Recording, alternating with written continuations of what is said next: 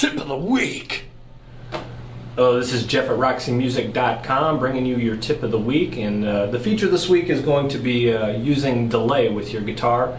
So we're going to have several pieces of gear that we're using today, one of which being the American Deluxe Strat Plus here with M3 noiseless pickups in it. Very, very sweet guitar. We're going to be using a Boss DD3 delay pedal for our example today, and we'll be using a Blackstar 30 TVP as our amplifier today, all of which will be linked in the description below for your purchasing pleasure.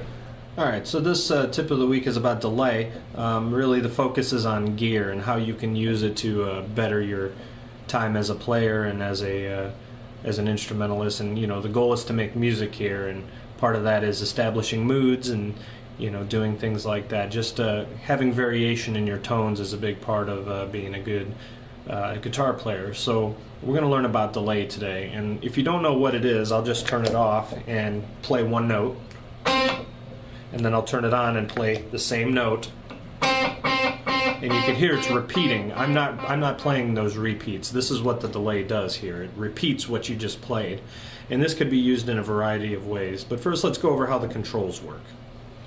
Okay, the first knob over here is labeled E level, and that stands for effect level. That's basically the amount of delay that you're going to hear after you play the initial note. So where it's set right now, it's pretty loud.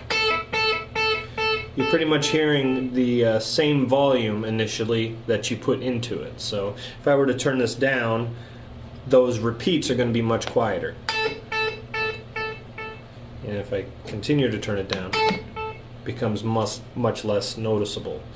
The next knob is feedback, or F. It's labeled F back, but it's feedback, and this is basically how many repeats are you going to get. So if I turn this all the way down and turn the effect level back up, you'll hear probably just one repeat, and that's all you're going to get. If I turn it all the way up, it's going to be an unbearable amount of repeats, sometimes infinite. I'm not sure what Boss does here with their feedback, but chances are it's going to go on for way longer than you want if it's turned all the way up. So you want it somewhere in between that. And the next one is delay time. This is basically how quickly does the repeat happen after you play the initial note. So if I turn it down, it's going to happen much more quickly.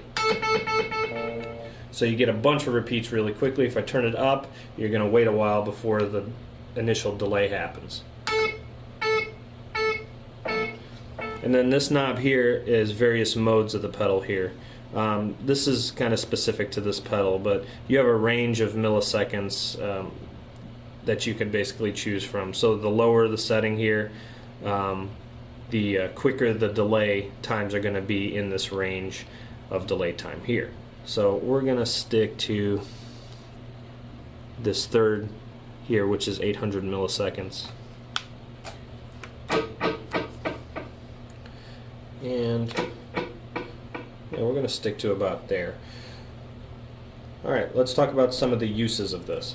Okay, the first thing we're going to do is talk about using your delay as kind of a reverb replacement. So not so much to like use the repeats to your advantage, but to just kind of use it as a fattener for your tone. So this is great for leads or even rhythms where you want to sound really big, like a big wall of sound kind of thing.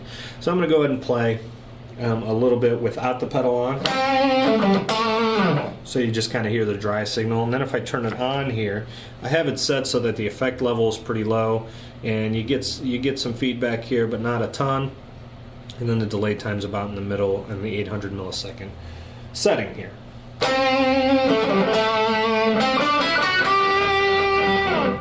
So it almost kind of lengthens your notes. You can even go more extreme with the feedback and get a longer trail.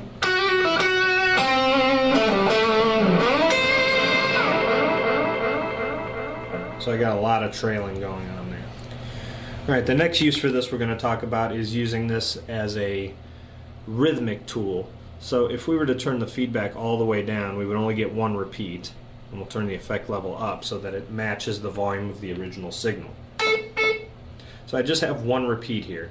Now if I were to see this rhythm as kind of a dotted quarter note, against what I'm actually the rhythm I'm playing. We'll set this a little faster so I don't have to play so fast. But basically, I'm playing just quarter notes here. If I turn the effect on,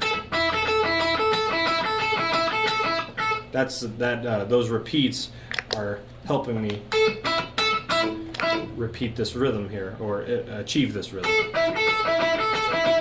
So I'm just playing quarter notes here, and the delay pedal's doing the rest.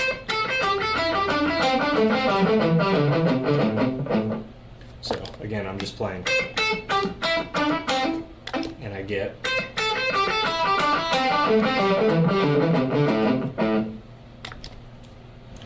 Alright, one more thing we're going to talk about here, and that's using your delay pedal as a doubler or a really quick delay. So the delays are going to be extremely fast compared to what we've been doing here. So I went ahead and turned the mode knob all the way down to the fastest setting, and then I turned the feedback time, or the delay time, up a bit, and you can see where I have these set here.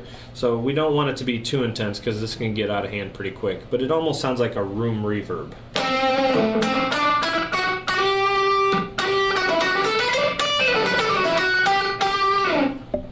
So not too intense, just kind of a different tone. So this episode went a little longer than usual, and I hope that's okay. I hope you were informed. I think there's just a lot of ways to use a delay pedal, and a lot of them I did not touch on, but there's a few ideas for you, and I think those are some of the more common uses for delay. And that's just how I prefer to set things. So if you like it a little more intense than that, or a little less, that's up to you guys. You're only limited by your creativity, and